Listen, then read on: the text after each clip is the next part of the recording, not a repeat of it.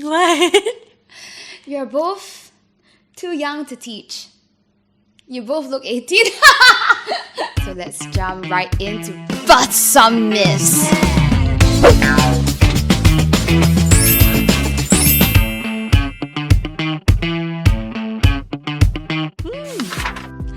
No, not necessarily. It's like not everyone who takes ballet classes want to be a professional ballerina. There are a lot of benefits that come with learning how to act or learning how to perform. And a lot of it are skills that you will have for the rest of your lives.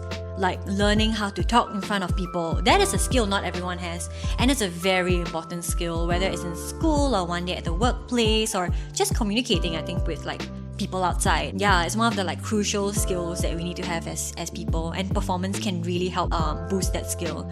But I think a lot of it is also building up self-confidence, learning how to express, like I mentioned before, learning how to listen, learning how to express, learning how to talk. But also a lot of critical thinking skills are needed for acting. Like it's not just now I will show happy face and then I'll show sad face. It needs to make sense because everything is like a reaction, right? It needs to exist within like a specific context. It's not just like, oh, now I show happy face and now I'm so angry, which of course when they're like 5 years old, they learn these like basic skills first, but eventually, it expands to not just I show, but I think and react accordingly. And I think that's super important. Like it's not just for actors; it can be for anyone. Like for me, like learning acting or being trained in acting has helped me really try to see people's perspectives in all sides, and not just this is what I feel about the situation, but hey, like this person thinks this way and I'm thinking this way, and so what's like the middle ground? I think I think a lot of it is about like exercising your empathy muscle.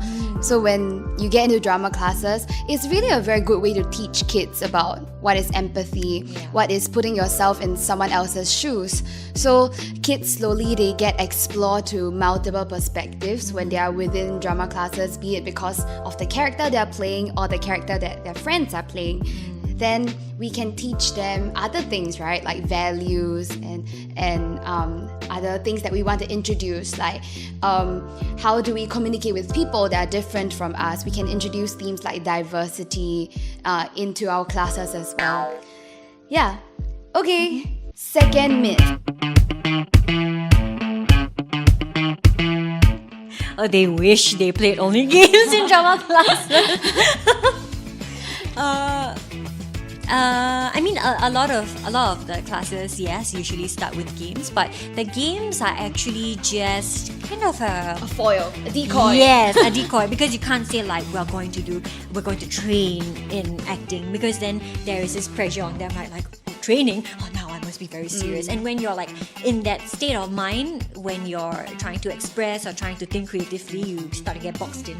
So having this mindset of like, hey, everything is a game, everything is exploration, really helps them open up their creativity.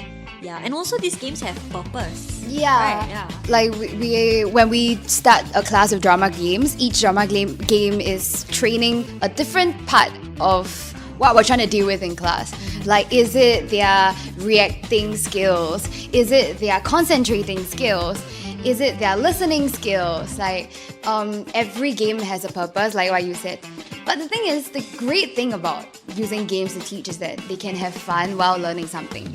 Yeah, so you're not forcing it down their throat. You're like, they learn things and they grow and progress while having fun. Yeah, I think a lot of our classes also, like when we try to guide the students, we hardly tell them the answers. In fact, I rarely tell them the answer unless they're like really stuck, or it's something that they've not learned about before, or it's something they're not familiar with, especially the younger ones that I take. But most of the time, they discover things through exploring and through discussing. Like, it's not that we are teaching them, it's more like we're facilitating the environment for them to kind of discover it by themselves. And most of the time, like, it's in them. It's just they don't know how to get there, or they don't know how to communicate or try to work together as a team to get there. But yeah, they're discovering quite a lot on their own. It's just if they were left on their own, they wouldn't know how to get there. So it's like Yeah. rather than learning from us, they learn from each other. So Yeah. like somebody says something really poignant in class, then everybody is like, oh, I didn't see that character from that perspective before. But then now they see it because someone else shared in class, and it's not from us, it's from their classmate. Yeah. Myth number 3.